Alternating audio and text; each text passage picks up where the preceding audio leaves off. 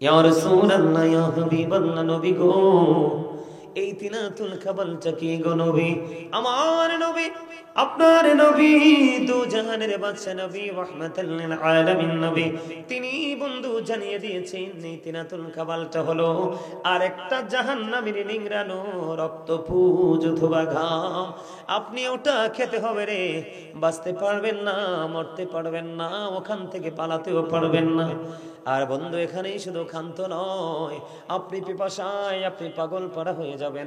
আপনার পানির যখন প্রয়োজন হবে, আপনি যদি বন্ধু জাহান্নামী হন, আপনার জন্য খাবার বরাদ্দ আছে। ও বন্ধু, সেই পানিটা এত উত্তপ্ত হবে, মাথায় ডালতে দেরি, পেটের মধ্যে আসতে দেরি হবে না। পেটের মধ্যে আসতে দেরি রে, দুই রানের মধ্যখান দিয়ে, ও বন্ধু, মোমের মধ্যে আগুন লাগলে যেমন মোমের অস্তিত্ব ধ্বংস হয়ে যায়, বরফের মধ্যে পানি লাগলে যেমন বরফ গলে নিশ্চিহ্ন হয়ে যায়, ঠিক তেমনি ভাবে পাপী লোকেদের ভিতরে যখন পানি ঢুকবে, ভিতর থেকে সবকিছু গলে গলে লিকুইড হয়ে বের হতে থাকবে। কিন্তু আগুন লাগলে মোম গলে যায়, পানি লাগলে বরফ কে হয়ে যায়, গলে যায়। কিন্তু বন্ধু, পাপী লোকেদের এমন গলার কোনো সুযোগ নেই। আল্লাহ বলেছেন লা ইয়ামুতু, মরার কোনো সুযোগ নাই, ফিহা ওয়ালা ইয়াহইয়া, বাঁচার কোনো সুযোগ নাই। আল্লাহ বলেছেন ওমা হুম আনহা বিগাইবিন, এখান থেকে পালাইবার কোনো সুযোগ নাই। জোরে জোরে বলনা আল্লাহু আকবার। তার মানে আমি আপনাদেরকে বুঝাইতে চেয়েছি, আযাব হবে সত্য, কিন্তু এখান থেকে বাঁচারও সুযোগ, মরারও সুযোগ, পালাবারও সুযোগ। অদৃশ্য হতে পারবো ওখান থেকে? দৌড় দিতে পারবে? কারণ আল্লাহ না বলছেন না বত সরব বিকালে সাদিদ, আল্লাহ ধরবে খুব শক্তভাবে, পাকড়াও করবে খুব কঠিন ভাবে। উপায় আছে না। তো এখন কি করবেন? ওই জায়গায় যাওয়ার আগে কি আপনাদেরকে একটু প্রস্তুতি নেওয়ার দরকার না? তবে আমি আপনাদেরকে এক্সাম্পল দেই। এক্সাম্পলটা কেমন আমি আপনাদেরকে দেই। হযরতে সামুরা ইবনে জুনদুব রাদিয়াল্লাহু তাআলা আনহু থেকে হাদিসখানা বর্ণিত।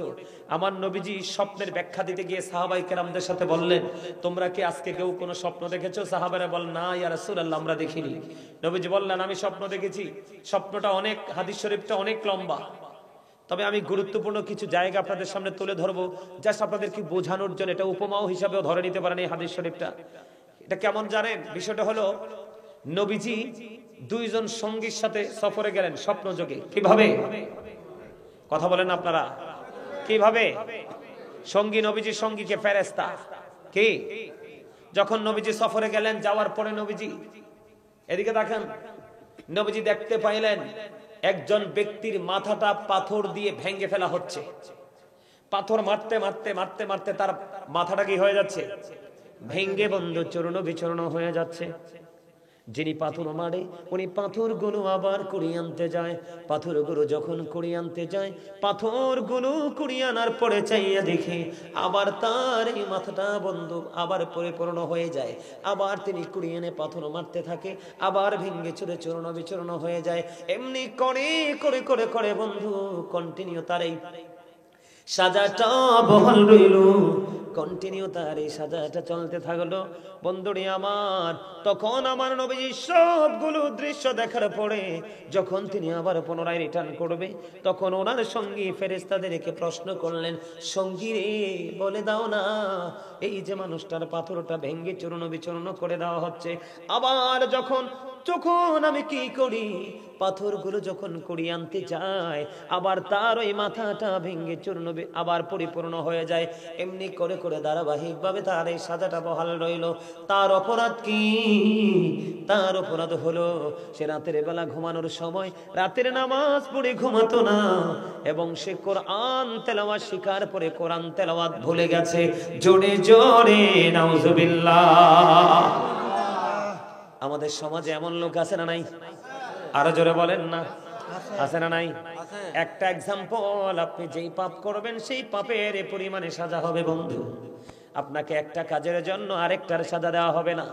আমার নবীজি ওই হাদিসটারই আর একটা অংশ, আমার আপনার প্রাণের নবীজি, ও বন্ধু, তিনি দেখতে পাইলেন আমি কি একটা সোফায় বসছি কিনা, পিছনে হেলান দেওয়ার জায়গা আছে না?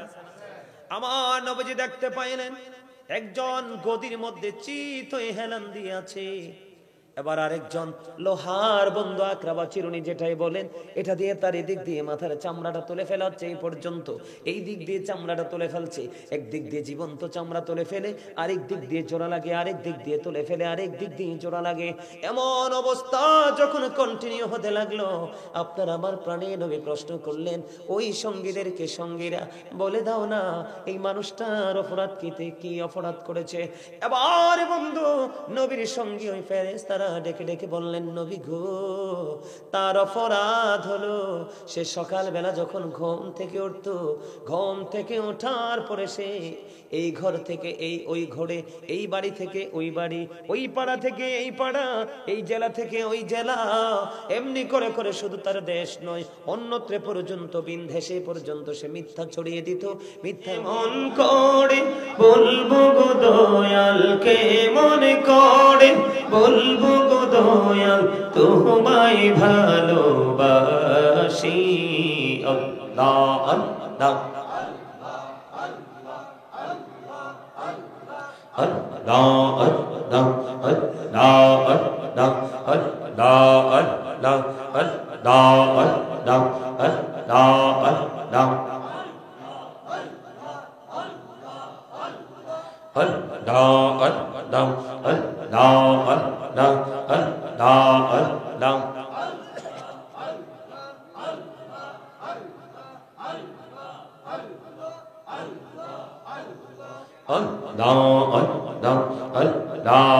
Allah मोहब्बते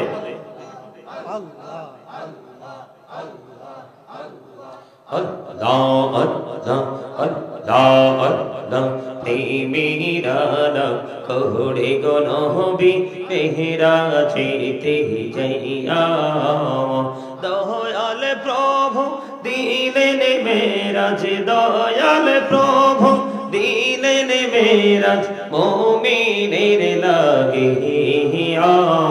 अल्लाह अल्लाह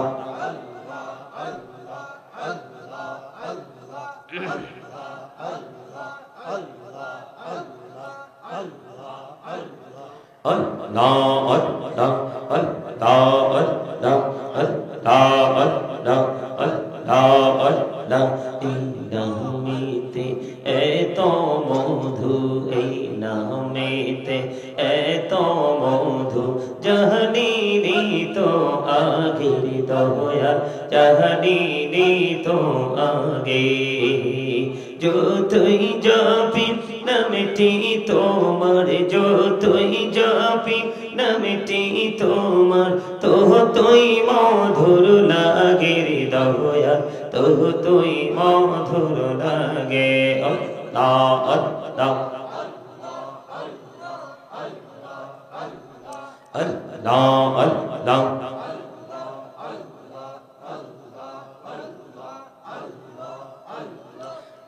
Allah Allah Allah Allah prane bahdiya dakiri banda prane bodiya dak ere prahan bodiya dakile re banda prane bodiya dakile re banda gona korbo Allah Allah Allah Allah Allah Allah Allah Allah Elahudo bihi armaje, Elahudo bihi armaje kisher koro khelawa picher dike chaiya dekho, picher dike chaiya dekho ডুবে যাই তোর বেলারে। আল্লাহ আল্লাহ আল্লাহ আল্লাহ আল্লাহ আল্লাহ আল্লাহ আল্লাহ আল্লাহ আল্লাহ লা ইলাহা ইল্লাল্লাহ মুহাম্মাদুর রাসূলুল্লাহ সাল্লাল্লাহু আলাইহি ওয়াসাল্লাম। উপস্থিত, সম্মানিত উলামায়ে কেরাম, আমন্ত্রিত অতিথিবৃন্দ, দাড়িপাকা আমার মুরব্বী বাবারা, যুবক ভাইয়েরা, পর্দার অন্তরালে রয়েছেন আমার মা ও বোনেরা, বিশেষ করে আজকে কাজীর চর নূরে মদিনা মাস্টার বাড়ি কেন্দ্রীয় জামে মসজিদের উন্নতিকল্পে সমাজবাসী ও যুব সমাজের উদ্যোগে আজকে একটি ওয়াজ ও দোয়ার মাহফিলের আয়োজন করা হয়েছে। আপনারা যারা টাকা দিয়ে, পয়সা দিয়ে, অর্থ দিয়ে, বুদ্ধি দিয়ে, শ্রম দিয়ে, সার্বিক সহযোগিতার মাধ্যমে আজকের এই জান্নাতের বাগান সাজিয়েছেন, সকলের প্রতি আমার আন্তরিক সালাম। আসসালামু আলাইকুম ওয়া রাহমাতুল্লাহি ওয়া বারাকাতুহু। ওয়া আলাইকুম আসসালাম ওয়া রাহমাতুল্লাহি ওয়া বারাকাতুহু। আমরা আল্লাহ রাব্বুল আলামিনের দরবারে লক্ষ কোটি শুকরিয়া জ্ঞাপন করছি যে মহান রব্বুল আলামিন আজকে আমাদেরকে এই পবিত্র জান্নাতের বাগানে আসার বসার তৌফিক দিয়েছেন এবং আল্লাহর হাবিবের শানে কয়েক মর্তবা দরুদ ও সালাম, আল্লাহর জিকির করার তৌফিক আল্লাহ আমাদেরকে দিয়েছেন। সে শুকরিয়া তান সকলে করুন আলহামদুলিল্লাহ। আলহামদুলিল্লাহ। সম্মানিত উপস্থিতি, বাংলাদেশের আমরা তো প্রতিদিনই এক এক দিন এক একটা জায়গায় আলোচনা করতে যাই। কিছু কিছু জায়গা দেখলে মনে হয় যেন কিয়ামত খুব নিকটে। কি কিয়ামত খুবই কাছে। কারণ এই কথাটা বলার মানে হলো, যখন পৃথিবীতে ইসলাম এসেছিল তখন ইসলাম গরিব ছিল। কি ছিল? তোমার সাউন্ডটা আগে ঠিক ছিল, এখন ঠিক নাই। ইসলাম এই বাচ্চাগুলোকে যাইয়া দুই একজন যাই একটু থামাই দিয়ে আসেন তো। সবগুলো এগুলোকে এখানে রাখা লাভ নাই।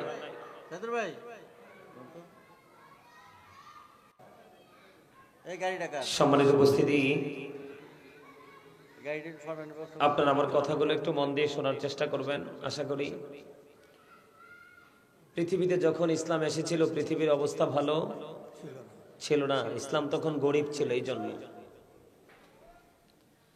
ইসলাম যখন পরিপূর্ণতা পেয়েছে তখন পৃথিবীও মানুষ সোনালী দিন পেয়েছিল। ঠিক না বলেন? আপনারা কি কথা বলতে পারেন না? পারেন? কোন খেয়ালে আসছেন এখানে?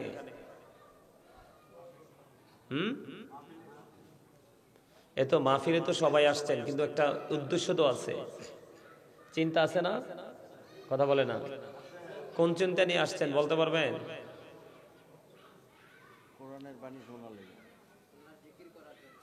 কোরআনের বাণী শোনা, আল্লাহর জিকির, সবকিছু মিলাইয়েই আল্লাহর স্মরণে। ঠিক কিনা?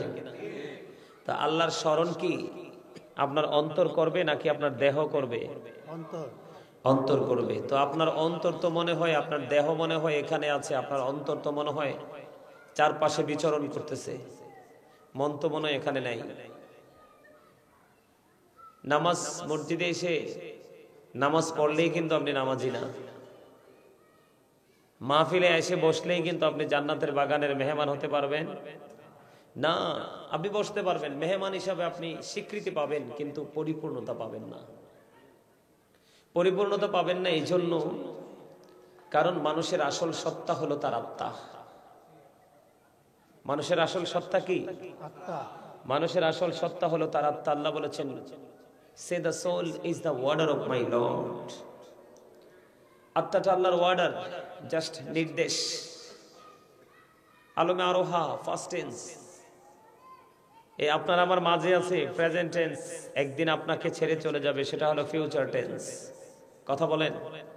তাহলে কি বুঝতে পারলেন? একদিন ছিল না, আজকে আছে, আরেকদিন যেদিন ছিল না সেদিন আপনি আমি ছিলাম না। আজকে আছে, আপনি আমি আছি, কিন্তু আরেকদিন থাকবে না, সেদিনও আপনি আমি থাকবো না। আপনার আমার নামের পূর্বে একটা শব্দ যুক্ত হবে, সেটা হলো মরহুম। কি শব্দ? মরহুম। মরহুম শব্দটা যুক্ত হবে। ঠিক কিনা বলেন? মরহুম কি মানুষকে মরে গেলে বলে না বেঁচে থাকতে বলে? মরে গেলে বলে। তো মরে গেলে আপনার দেহের কোনো পাওয়ার আসেনি? নাই। আছে? নাই। তখন পাওয়ার কোনটা কাজে লাগবে? আত্মারটা কোনটা? আত্মার কোনটা? দেহের কোনো কাজ নাই, এটা কি হয়ে যাবে? ড্যামেজ হয়ে যাবে। এটা দিয়ে আপনার কোনো ফায়দা হবে না, হবে না। আপনার শুরু হয়ে যাবে রুহের খেলা। কিসের খেলা? রুহের খেলা। এই পৃথিবীতে যারা জিকির করে তারা জিন্দা, যারা জিকির করে না তারা মুর্দা। জিকির ইজ দ্য হার্ট মেডিসিন। জিকির হলো হার্টের ওষুধ। আল্লাহ কোরআনে বলেছেন ফাযকুরুনি আযকুরুকুম। আল্লাহ বলেছেন remember me then I will remember you. Allah বলেছেন তোমরা আমাকে স্মরণ করো, আমি তোমাদেরকে স্মরণ করব। সুবহানাল্লাহ বলেন না? আরো জোরে বলেন। আল্লাহ কি বলেছেন? তুমি আমাকে স্মরণ করো, আমি তোমাকে স্মরণ করব। তাহলে মূলত আমরা কেউ বলে মাহফিলে আসছি, মানে যে যে উদ্দেশ্য নিয়ে আসে, মূলত এটা একটা জিকিরের জলসা। মূলত এটা কি? জিকিরের জলসা। জিকিরের জলসা। জিকির করলে লাভ না লস? লাভ। কেমন লাভ জানেননি? জানেন না।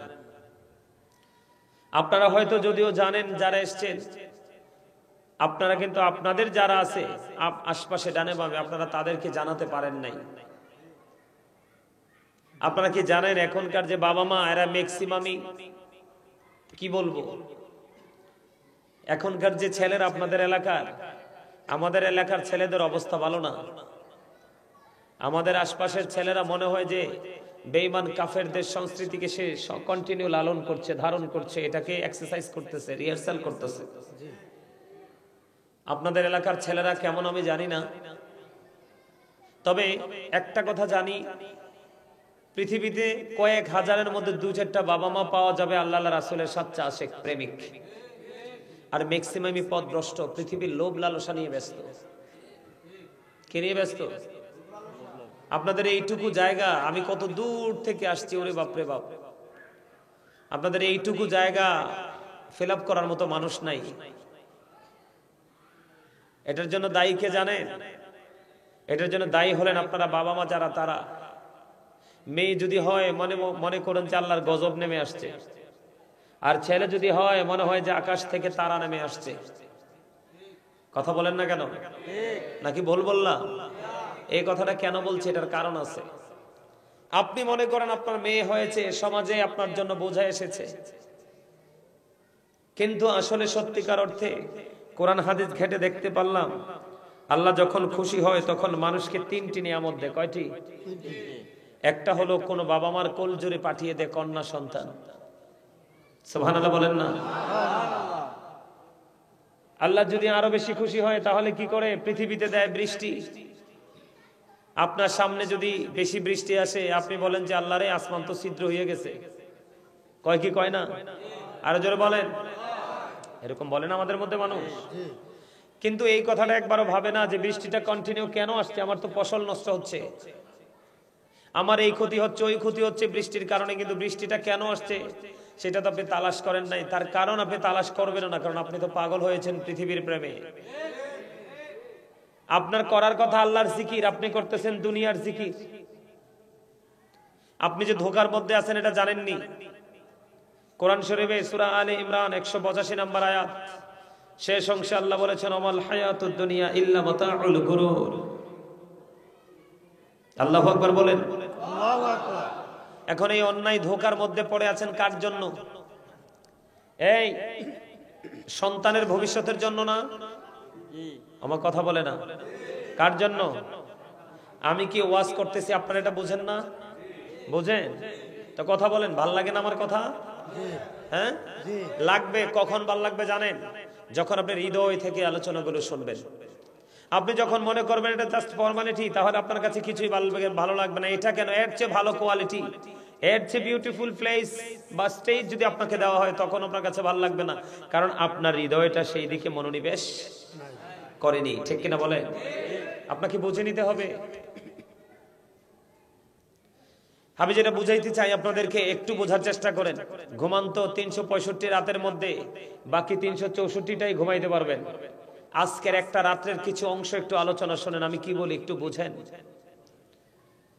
এই দুনিয়ার জীবনে, পৃথিবীর হায়াত, এটা কি ধোঁকা? কি ধোঁকা? বলেছে কে? আল্লাহ। এখন এই ধোকার মধ্যে থেকে আপনি আমি আপনার আমার পাওয়ার ক্ষমতাকে আমরা কাজে লাগে আমরা কি করতে চাই? অনেক প্রাচুর্যের মানে কি বলবো, এক মহাসমুদ্রে আমরা বসবাস করতে চাই, চাই কি চাই না? কথা বলেন, চাই না? কার জন্য? আপনি চলে গেলে এগুলো কে খাবে? সন্তানেরা খাবে কে? আল্লাহ রাব্বুল আলামিন কি বলে কোরআন শরীফের 19 পারা সূরা শুআরা 88 নম্বর আয়াতে আল্লাহ বলতেছেন, ইয়াউমা লা ইয়ানফাউ মালু ওয়ালা বানুন, ধন সম্পদ সন্তান সন্ততি আপনার কিচ্ছু কাজে লাগবে না। তো কার জন্য করছেন? একটু কি খাটেন, একটু কি বিবেক খাটান? কার জন্য করতেছেন? আপনি কি জানেন ওপারটা কত ভয়ঙ্কর হবে? এখনকার মানুষ দিন দিন কিন্তু বড় বড় বিল্ডিং বানাচ্ছে ইট পাথর দিয়ে, আর বিল্ডিং বানানোর পরে মানুষের হৃদয়গুলো মনে হয় যেন ইট পাথরের মতো কঠিন কঠোর শক্ত হয়ে যাচ্ছে। কথা বলে না কেন? না ভুল বললাম? আপনি রাস্তায় বিপদে পড়েন, দেখবেন রিক্সা চালক দৌড়ে চলে আসবে, ভ্যান চালক দৌড়ে চলে আসবে আপনাকে হেল্প করার জন্য, কিন্তু একজন প্রাইভেট গাড়ির মালিক কিন্তু সে আপনার দিকে ফিরেও তাকাবে না। এটা বাস্তবতা কিনা? এটা বাস্তব কথা কিনা বলেন? তো এই বাস্তবতার মুখে দাঁড়িয়ে আপনি তো কি করবেন? আপনাকে তো আসল জীবনের কথা ভাবতে হবে। আপনারা জানেন কিনা জানি না, ইতিপূর্বে শুনেছেন কিনা জানি না, মানুষের অর্থ যত বাড়ছে মানুষের চরিত্র তত নষ্ট হচ্ছে। মানুষের টাকার পরিধি, টাকার পাওয়ার যত বাড়ছে মানুষের মন মানসিকতা তত নষ্ট হয়ে যাচ্ছে। এই কারণে আমি প্রায় সময় বলি, the rich are not always happy. ধনীরা সব সময় সুখী নয়, ধনীরা অল টাইম হ্যাপি নয়। কিন্তু আপনি যদি তার উল্টো দিকে যান, গরিবদের বেলায় যদি আমি একটু তাকাই, the poor are born to suffer.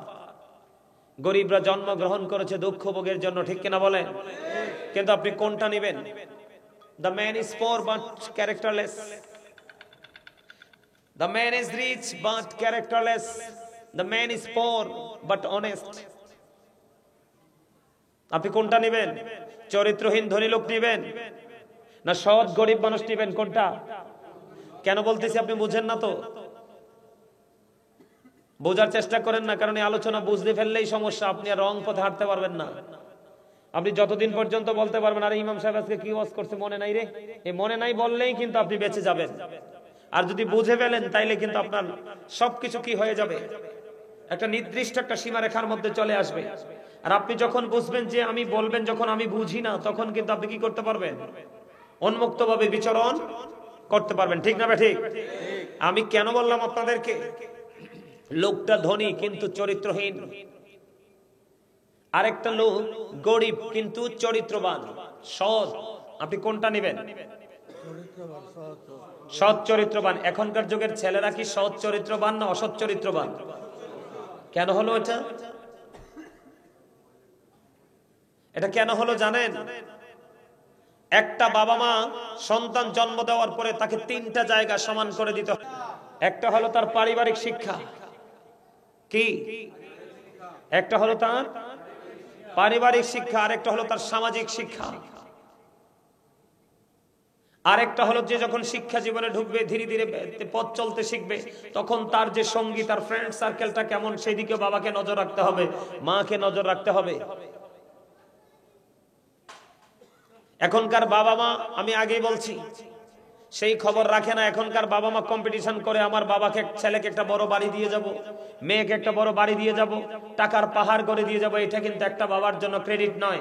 একটা বাবার জন্য ক্রেডিট হলো তার সন্তানকে সৎ এবং নিষ্ঠার সাথে তাকে বেড়ে তোলার জন্য উৎসাহিত করে, তাকে সুশিক্ষা শিক্ষিত করে দেওয়া যাওয়া। এখনকার কয়টা বাবা মার মধ্যে সেই শিক্ষা আছে? বলে হুজুর সুশিক্ষা বলতে সৎ শিক্ষা বলতে আপনি কোনটা বোঝাচ্ছেন? এই কারণে আপনাদের মাহফিলে এসে দেখে আমি কি আলোচনা করব নাকি আবার ওখান থেকে চলে যাব, চিন্তা করতে করতে তারপরে আসছি। আপনার বাচ্চাটা এই যে মোবাইলের মাধ্যমে, আপনার বাচ্চাটা এই মোবাইলটার মাধ্যমে সকাল তো সন্ধ্যা কি করতেছে? ইহুদি নাসারাদেরকে ফলো করতেছে। কাকে? কথা বলেন, কাকে ফলো করতেছে? এখন বেঈমান কাফেরেরা মুসলমানের বন্ধু না শত্রু?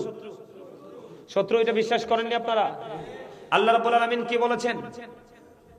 আল্লাহ রাব্বুল আলামিন বলেছেন ইন্নাল কাফিরিনা কানু লাকুম আদুওয়াম মুবিনা। আল্লাহ রাব্বুল আলামিন বলেছেন the heretics are the eternal enemy of the believers. ঈমানদারদের প্রকাশ্য শত্রু হলো বেঈমান কাফেরেরা।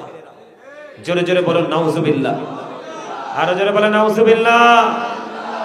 বলেছে কে? কে বলেছে? আল্লাহ। এইটা যেমন আল্লাহ বলেছে, আপনি যাকে ফলো করছেন তার ঠিকানা কোথায় জানেন?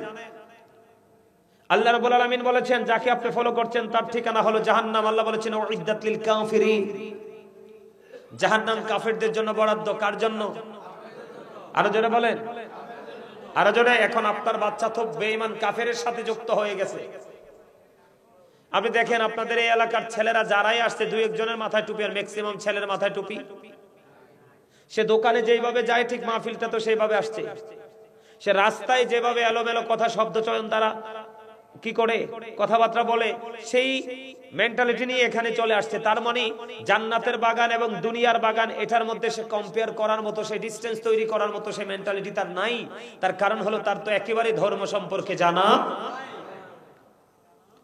এটার জন্য দায়ী কে বলেন তো? বাবা মা।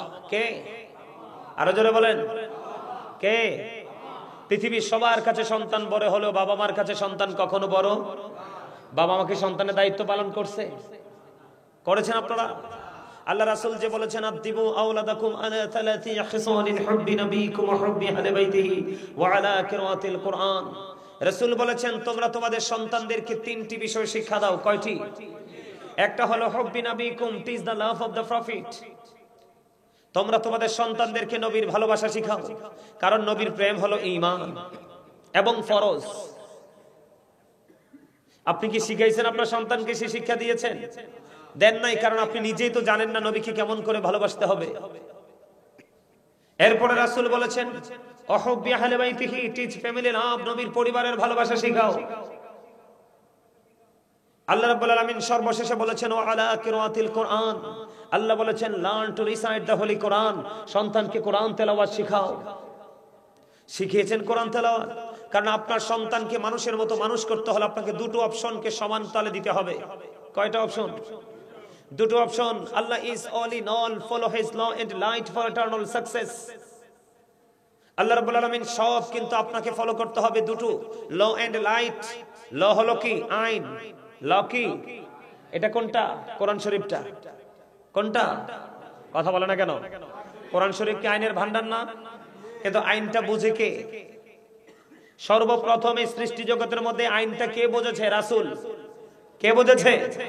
এই জন্য আল্লাহ রাব্বুল আলামিন বলেছেন law and light for eternal success. জোরে জোরে বলেন সুবহানাল্লাহ, সুবহানাল্লাহ। আর জোরে বলেন সুবহানাল্লাহ, সুবহানাল্লাহ। এখন আপনি কি আপনার বাচ্চাকে সেই ট্রেনিংটা দিয়েছেন? দিয়েছেন? আরে দিবেন কোত্থেকে? আমার নবী রাহমাতাল লিল আলামিন মা খাতুন জান্নাত ফাতেমার সন্তান যখন পৃথিবীতে আসলো, আমার নবীজি আমরা নামাজের পূর্বে যেভাবে আযান দেই তিনি আযান দিয়েছিলেন। আপনি দিবেন সন্তানের কানে আযান? এখন তো বাচ্চার মায়ের প্রসব ব্যথা ওঠার আগে হসপিটালে নিয়ে ভর্তি করে রাখেন সিজার করার জন্য। কথা বলে না কেন? ওখানে কি আযান দেয়? আপনি রাসূলের আদর্শ তো জন্মের পরে আপনি কবর দিয়ে দিয়েছেন। আপনার সন্তান মানুষ হবে কি করে? ইসলাম প্রিয় হবে কি করে? আমার কথা আপনারা বোঝেন? সন্তান যখন পৃথিবীতে আসে 7 দিনে আপনার চুল ফালাবেন, তার নাম রাখবেন। পুত্র সন্তান হলে দুটো 1 বছরের ছাগল, কন্যা সন্তান হলে একটা 1 বছরের ছাগল দিয়ে আকিকা দিবেন। দিছেন কয়টা বাবা? দিছেন ক্ষমতা থাকার পরেও তো দেন নাই। 2 বছর মাকে বলা হয়েছে বাচ্চাকে দুধ খাওয়ানোর জন্য। মা কি দুধ খাওয়াইছে? এমনও বাচ্চা 8, 10 বছর, 15 বছর বয়স হয়েছে, সে তার মার স্তনের দুধও দেখে নাই। আমি নিজে দেখেছি বাচ্চা সিজারে হয়েছে, মা বাচ্চাকে ফিটার দিয়ে আরেকজন কাজের বুয়া দেশে টোটো করে ঘুরতেছে। এই বাচ্চা কেমন করে মায়ের কথা শুনবে এবং সঠিক পথে চলবে? আল্লাহর হাবিব বলেছেন তোমরা তোমাদের সন্তান যখন 7 বছরে পা রাখে নামাজের জন্য তাগিদ দাও, 10 বছরে যখন পা রাখে তখন তোমরা নামাজের জন্য প্রহার করো, বিছানাটা আলাদা করে দাও। এরপরে কি করো? নবীর মহব্বত শিখাও, কারণ নবীর প্রেমের মধ্যে সবকিছু আছে। নবীজিকে প্রশ্ন করা হলো ইয়া রাসূলুল্লাহ, ইয়া হাবিবাল্লাহ, নবী গো কিয়ামত কখন হবে গো নবী আমার? নবীজি বললেন কিয়ামতের জন্য তুমি কি প্রস্তুতি নিয়েছো? ইয়া রাসূলুল্লাহ, ইয়া হাবিবাল্লাহ, নবী গো আমি কিয়ামতের দিনের জন্য কোনো প্রস্তুতি নিতে পারিনি, তবে আল্লাহ এবং আল্লাহ রাসূলকে আমি ভালোবাসি। আমার নবীজি একটা সেকেন্ড বন্ধু দেরি করেনি। তুমি যাকে ভালোবাসো তার সাথে তুমি থাকবা।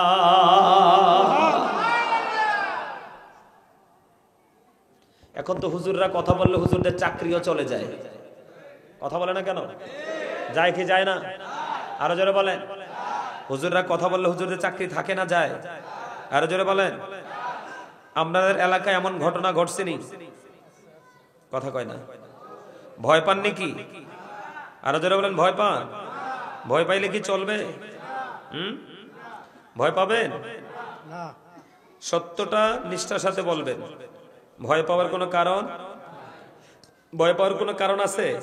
ভয় পাওয়ার কোনো কারণ নেই। সম্মানিত উপস্থিতি, আমি একটা হাদিস খুঁজতেছি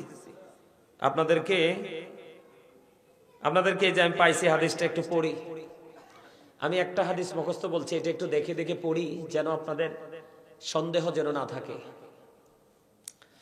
عن أبي هريرة رضي الله تعالى عنه قال قال رسول الله صلى الله عليه وسلم من أطاعني فقد أطاع الله ومن عصاني فقد عصى الله ومن أطاع أميري فقد أطاعني ومن عصى أميري فقد عصاني متفق عليه زرزر قال الله أكبر أرجل برنا الله أكبر হযরতে আবু হুরায়রা রাদিয়াল্লাহু তাআলা আনহু থেকে হাদিস খানা বর্ণিত। আপনার আমার প্রাণের নবী তিনি বলে দিয়েছেন, বন্ধু আমার দিকে তাকান, রাসূল বলেছেন মান আতাআনি ফাকাদ আতাআল্লাহ, যে ব্যক্তি আমার অনুগত করে সে আল্লাহর অনুগত করলো। আপনি যদি রাসূলের অনুগত করেন, কার কথা বলেন না কেন? এই আপনারা যদি রাসূলের অনুগত করতে পারেন অটো আল্লাহর অনুগত হয়ে যায়। এটা বলেছে কে? রাসূল বলেছেন ওয়ামান আসানি ফাকাদ আসাল্লাহ, যেই ব্যক্তি আমার অবাধ্য করে সে মূলত আল্লাহর অবাধ্য করলো। জোরে জোরে বলেন না নাউজুবিল্লাহ। তাহলে আপনার সন্তানকে নবীর ভালোবাসা শেখানো দরকার আছে না নাই? আরো জোরে বলেন। এবার আসেন, আপনি যদি আপনার সন্তানকে নবীর প্রেম নবীর ভালোবাসা শিখান, আপনাকে কি করতে হবে? আমার নবীজি আপনাকে শিক্ষা দিয়ে দিয়েছে বন্ধু। রাসূল বলেছেন ওমান আতা আমিরি ফাকাদ আতানি, যে ব্যক্তি আমার আমিরের অনুগত করে সে আমার অনুগত করলো। তার মানে আপনি যদি কোন হক্কানি আলেম, আহলুস সুন্নাত ওয়াল জামাতের হক্কানি কোন আলেম, হক্কানি কোন আল্লাহর ওলির সাথে যদি আপনি প্রেমের ডুরি লাগান, তার কথা মানেন, রাসূল বলেছে তুমি যেন আমি নবীর কথা মানলে, নবীর অনুগত করলে। সুবহানাল্লাহ, জোরে জোরে বলেন না সুবহানাল্লাহ। এরপরে রাসূল বলেছেন ওমান আসা আমিরি ফাকাদ আসানি, যে ব্যক্তি আমার আমিরের অবাধ্য করলো সে আমার অবাধ্য করলো। জোরে জোরে বলুন না নাউজুবিল্লাহ।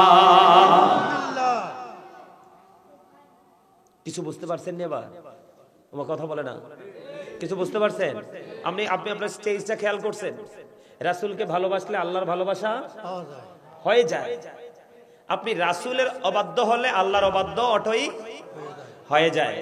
আবার দেখেন সেকেন্ড স্টেজে এসে দেখেন রাসূল কি বলেছে, তুমি যদি আমার আমির বুঝছেন নি, মানে আহলুস সুন্নাত ওয়াল জামাত ওয়াজ দ্য বেস্ট পার্টি। নবীজি বলেছেন আল্লাহর হাবিব পৃথিবীতে জান্নাতের সংবাদ দিয়ে গেছেন আহলুস সুন্নাত ওয়াল জামাত।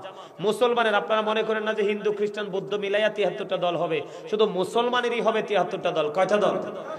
এর মধ্যে একটা দল মাত্র জান্নাতে নবীজি ঘোষণা দিয়ে গেছে, সেটা হলো আহলুস সুন্নাত ওয়াল জামাত। আর বাকিগুলো জাহান্নামী। কার কথা? নবীজির কথা। নবীজির কথা সত্য না মিথ্যা? সত্য। আরে বেঈমানেরা পর্যন্ত বলছে হি ওয়াজ ভেরি ট্রুথফুল। আপনারা আমার প্রাণের নবী ছিলেন শ্রেষ্ঠ সত্যবাদী। আল্লাহ আমাদেরকে বলেছেন আকুলু কাওলান সাদীদা, তোমরাও সত্য কথা বলো। সে দা রাইট থিং, সত্য কথা বলো, সঠিক কথা বলো। অর্ডার কার? আর যারা বলেন কার অর্ডার? আল্লাহর। এখন আপনারা আমার কথা কি বুঝতেছেন? বুঝতেছেন? আপনি যদি হক্কানি কোনো আলেমের কথা মানেন, নবীকে মানলেন না, নবীকে মানলে আল্লাহ মানা হয়ে যায়। আপনি যদি হক্কানি কোনো আলেমের অবাধ্য হন, তাহলে রাসূলের অবাধ্য হলেন, রাসূলের অবাধ্য হলে অটো আল্লাহর অবাধ্য হয়ে যায়। একবার বিষয়টা সহজ। এখন আপনারা বাবা হিসাবে বলেন তো, কয়টা বাবা আপনার সন্তানকে বলেছেন যে অমুক হুজুরটা হক্কানি আলেম, তোমার তো 15 বছর 17 বছর 12 বছর হয়েছে, ওনার আলোচনা শোনো, একটু অবসর সময় 10 মিনিট 20 মিনিট করে আলোচনাটা শোনো, এখান থেকে তুমি তোমার ফিউচারকে কিভাবে সাজাবে সেই ডিজাইনটা তুমি এখান থেকে নাও। কেউ কি বলছেন? বলছেন কেউ? বলেন নাই। সন্তানকে কিভাবে শিক্ষিত বানাবেন, কিভাবে কাজ শিখাবেন, হ্যাঁ বাঁচতে হলে এগুলো লাগবে। বাঁচতে হলে কি এগুলো লাগবে, কিন্তু এর মানে এই নয় যে আপনি ইসলামকে ভুলে আপনি এই কাজে নিয়োজিত থাকবেন। কিন্তু এই কাজ যদি আপনাকে ভবিষ্যতে কোনো রেজাল্ট দিত, তাইলে হয়তো আপনি কি করতেন, এটার পিছনে দৌড়াইতেন। কিন্তু এটা তো আপনাকে কোনো বেনিফিট দিবে না, আপনি বেনিফিশিয়ারি হতে পারবেন না। তার কারণ হলো আপনার যে পথ চলা এটা সঠিক না। আমি আপনাদেরকে বলি, আপনারা কিন্তু এখানে আমার কথা রাগ হবেন কিনা জানি না, রাগ হইলেও কিছু করার নাই। রাগ করলো কি নাই কিছু। আপনার বাচ্চাদের দিকে তাকায় দেখেন, সকাল থেকে বিকাল পর্যন্ত ইহুদিদের রং তার গায়ে। কথা বলে না কেন? মাথা থেকে পা পর্যন্ত দেখেন তার বডিতে ইহুদিদের ডিজাইন, তার ডিজাইন। কারণ আপনার নেগেটিভের বিপরীত কোনটা? পজিটিভ। পজিটিভের বিপরীত কোনটা? ভালোর বিপরীত কোনটা? মন্দ। মন্দের বিপরীত। তো আপনি তো মন্দ পথে হাঁটতেছেন, তার মানে আপনি ভালোকে বয়কট করেছেন কৌশলে। কিভাবে? কথা বলে না কেন? আচ্ছা তোমাদেরকে একটুখানি বলি, আমি বিশেষ করে যুবকদেরকে কেন্দ্র করে বলছি। আল্লাহ রাব্বুল আলামিন কোরআন শরীফে সূরা 3 এর মধ্যে বলেছেন, ফি আইয়ি সূরাতিন মা শাআ রাক্কাবাক। আল্লাহ রাব্বুল আলামিন বলেছেন আল্লাহ মানুষকে নাকি আল্লাহর মন মতো করে বানাইছে, ইচ্ছে মতো করে বানাইছে। Allah created the mind. সুবহানাল্লাহ বলেন না? সুবহানাল্লাহ। বলেছে কে? এটা কোরআন শরীফে 30 পারা সূরা ইনফিতর। এখানে আমাদের সৃষ্টি সম্পর্কে একটা মজার তথ্য পাইলাম। সূরা 3 এ চলে গেলাম। কোথায়? সূরা 3 এ চলে গেলাম। সূরা 3 এর মধ্যে গিয়ে দেখলাম আল্লাহ রাব্বুল আলামিন বলতেছে, লাকাদ খালাকনাল ইনসানা ফি আহসানি তাকবীর। আল্লাহ রাব্বুল আলামিন বলেছেন বিউটিফুল শেপ। আল্লাহ রাব্বুল আলামিন স্পষ্ট করে বলে দিয়েছেন, আপনার আমার কাছে পৃথিবীটা সুন্দর কি, কিন্তু আল্লাহর কাছে শ্রেষ্ঠ সুন্দর হলাম আমরা। সুবহানাল্লাহ বলেন না কেন? তার মানে আল্লাহ রাব্বুল আলামিন আপনাকে আমাকে কি করেছে?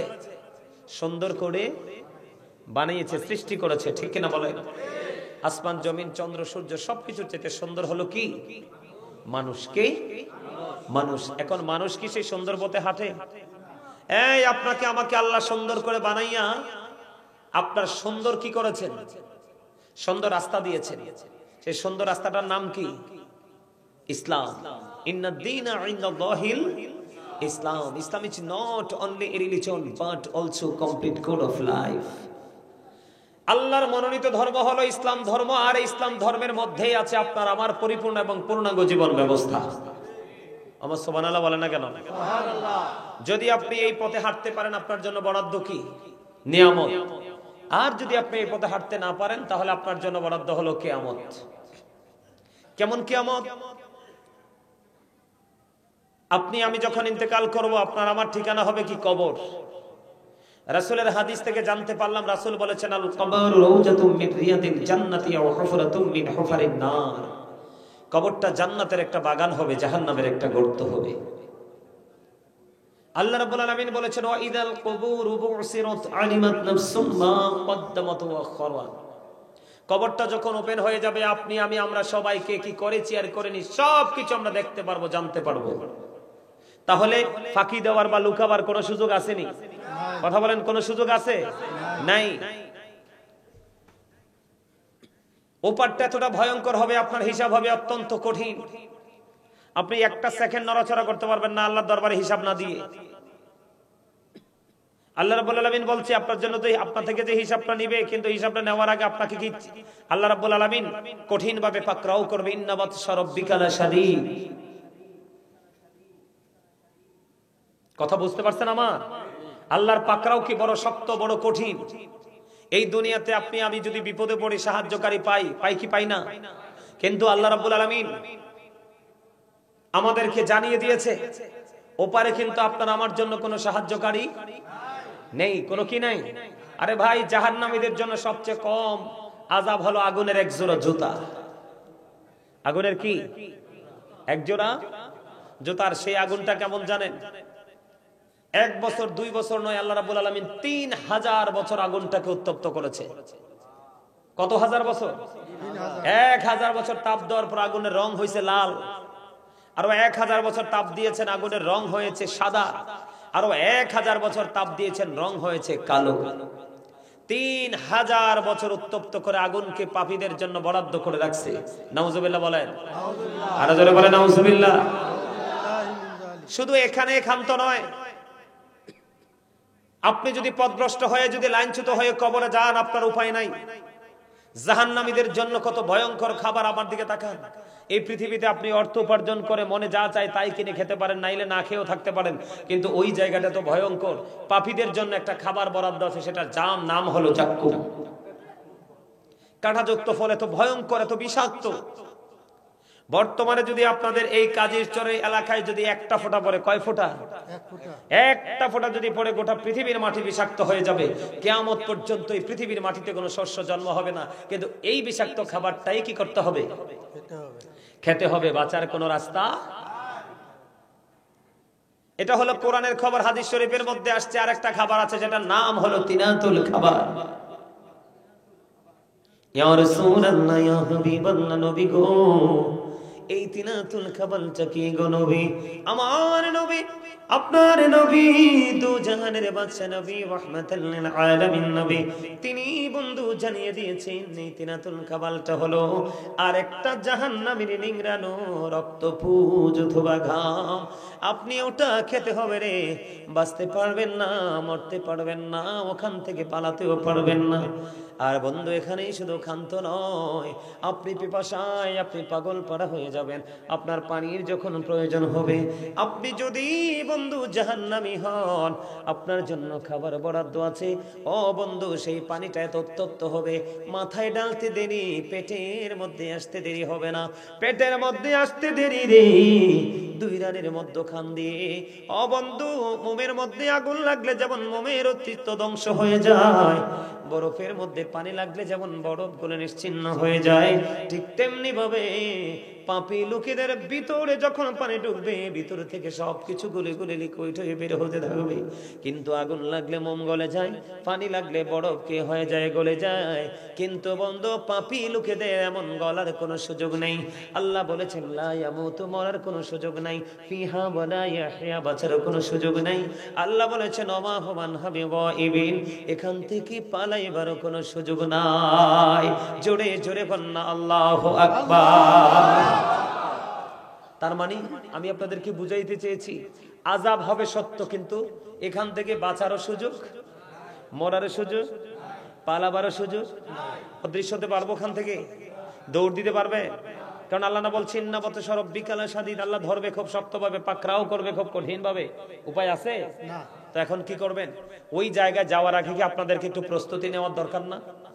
তবে আমি আপনাদেরকে এক্সাম্পল দেই। এক্সাম্পলটা কেমন আমি আপনাদেরকে দেই। হযরতে সামুরা ইবনে জুনদুব রাদিয়াল্লাহু তাআলা আনহু থেকে হাদিসখানা বর্ণিত। আমার নবীজি স্বপ্নের ব্যাখ্যা দিতে গিয়ে সাহাবায়ে কেরামদের সাথে বললেন, তোমরা কি আজকে কেউ কোনো স্বপ্ন দেখেছো? সাহাবারা বললেন, না ইয়া রাসূলুল্লাহ, আমরা দেখিনি। নবীজি বললেন, আমি স্বপ্ন দেখেছি। স্বপ্নটা অনেক, হাদিস শরীফটা অনেক লম্বা, তবে আমি গুরুত্বপূর্ণ কিছু জায়গা আপনাদের সামনে তুলে ধরবো, জাস্ট আপনাদেরকে বোঝানোর জন্য। এটা উপমাও হিসাবেও ধরে নিতে পারেন এই হাদিস শরীফটা।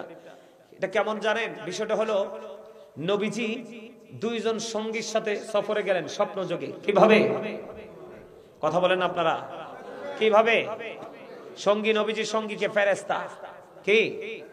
যখন নবীজি সফরে গেলেন, যাওয়ার পরে নবীজি এদিকে দেখেন, নবীজি দেখতে পাইলেন একজন ব্যক্তির মাথাটা পাথর দিয়ে ভেঙে ফেলা হচ্ছে।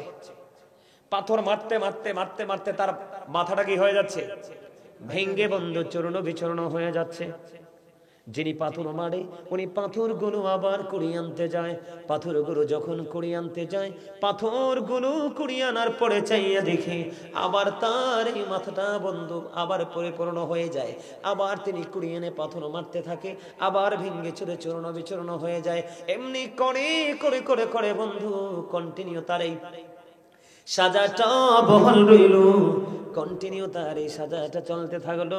বন্ধুরি আমার, তখন আমার নবীজি সবগুলো দৃশ্য দেখার পরে যখন তিনি আবার পুনরায় রিটার্ন করবে, তখন ওনার সঙ্গী ফেরেশতাদেরকে প্রশ্ন করলেন, সঙ্গী রে, বলে দাও না, এই যে মানুষটার পাথরটা ভেঙ্গে চূর্ণ বিচূর্ণ করে দেওয়া হচ্ছে, আবার যখন আমি কি করি, পাথরগুলো যখন কুড়িয়ে আনতে যায়, আবার তার ওই মাথাটা ভেঙ্গে চূর্ণ আবার পরিপূর্ণ হয়ে যায়, এমনি করে করে ধারাবাহিক ভাবে তার এই সাজাটা বহাল রইল। তার অপরাধ কি? তার অপরাধ হলো সে রাতের বেলা ঘুমানোর সময় রাতের নামাজ পড়ে ঘুমাতো না, এবং সে কোরআন তেলাওয়াত শিকার পরে কোরআন তেলাওয়াত ভুলে গেছে। জোরে জোরে নাউজুবিল্লাহ। আমাদের সমাজে এমন লোক আছে না নাই? আরো জোরে বলেন না, আছে না নাই? একটা এক্সাম্পল, আপনি যেই পাপ করবেন সেই পাপের পরিমাণে সাজা হবে বন্ধু। আপনাকে একটা কাজের জন্য আরেকটার সাজা দেওয়া হবে না। আমার নবীজি ওই হাদিসটারই আর একটা অংশ, আমার আপনার প্রাণের নবীজি, ও বন্ধু, তিনি দেখতে পাইলেন আমি কি একটা সোফায় বসছি কিনা, পিছনে হেলান দেওয়ার জায়গা আছে না? আমার নবীজি দেখতে পাইলেন একজন গদির মধ্যে চিত হয়ে হেলান দিয়ে আছে, এবার আরেকজন লোহার বন্ধু আকরা বা চিরুনি যেটাই বলেন, এটা দিয়ে তার এদিক দিয়ে মাথার চামড়াটা তুলে ফেলা হচ্ছে, এই পর্যন্ত এই দিক দিয়ে চামড়াটা তুলে ফেলছে, একদিক দিয়ে জীবন্ত চামড়া তুলে ফেলে আরেক দিক দিয়ে জোড়া লাগে, আরেক দিক দিয়ে তুলে ফেলে আরেক দিক দিয়ে জোড়া লাগে। এমন অবস্থা যখন কন্টিনিউ হতে লাগলো, আপনার আমার প্রাণে নবী প্রশ্ন করলেন, ওই সঙ্গীদেরকে, সঙ্গীরা বলে দাও না, এই মানুষটার অপরাধ কি অপরাধ করেছে?